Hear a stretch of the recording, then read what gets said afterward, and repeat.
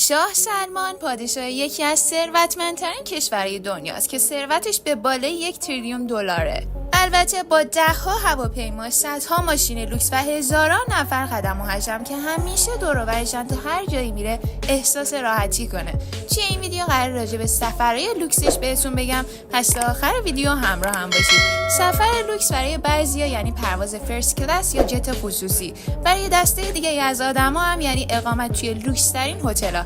ولی سفر به سبک شاه سلمان یعنی چی؟ با ادامه ویدیو همراه هم باش تا بریم ببینیم سبک شاه سلمان برای سفرش چجوریه. توی سال 2017 شاه سلمان به مدت 9 روز به اندونزی سفر کرد که این اولین باری بود که یه شاه سعودی بعد از 50 سال پا به اندونزی میذاشت. وقتی هواپیمای بوئینگ 147 خاندان سلطنتی سعودی فرود اومد، شاه سلمان از پله برقی طلایی شخصی خودش استفاده کرد و از پله‌های معمولی پایین نیومد. شاه سلمان با دستیارانش و دیپلمات‌ها و گاردای سلطنتی سعودی احاطه شده بود. در واقع همراهانش حدود 1500 نفر بودن که شامل 25 شاهزاده و 10 تا هم وزیر میشدن. خب باید اضافه کنم که بار و چمدوناشون هم حدود 500 تن بود، یعنی وزن 78 تا فیل آفریقایی.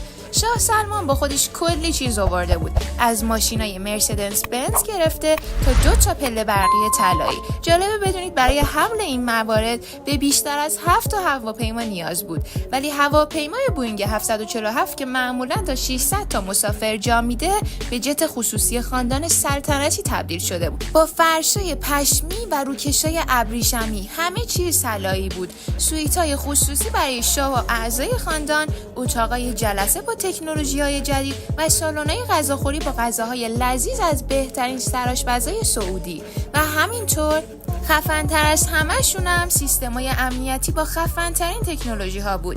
این هواپیما واقعاً یک کاخ پرنده است. توی همین سال 2017 شاه سلمان به مسکو هم سفر کرد و این اولین باری بود که یه شاه سعودی به مسکو میرفت که وقتی از هواپیمای بوئینگ 747ش پیاده شد از پله برقی طلایی خودش استفاده کرد و همینطور 2000 تن غذا و نوشیدنی با خودش آورده بود. شاه سلمان 2 تا از لوکس‌ترین هتل‌های مسکو رو به طور کامل رزرو کرد، به طوری که ثروتمندان روسی معمولی مجبور شدن اتاقاشون رو خیلی سریع تخلیه کنن. علاوه بر این هتل‌ها رو به سلیقه خودش بازسازی کرد و تزیینات طلایی و مبلمان طلایی رنگ رو به هتل اضافه کرد.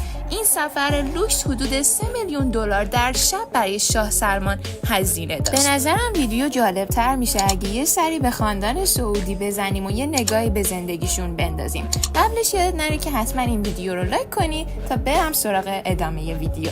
خب قطعاً میدونید که بیشک ثروتمندترین خانواده این خانواده است، با ثروتی نزدیک به 2 تریلیون دلار که شاه سلمان بزرگترین سهم از این ثروت خیلی عظیم رو داره و ثروت شاه سلمان به حدود 18 میلیارد دلار تخمین زده میشه. شاه سلمان توی سال 1935 به دنیا آمده و از پسرای شاه عبدالعزیزه. توی مدرسه شاهزادگان هم تحصیل کرده و بعدش استاندار ریاض شد.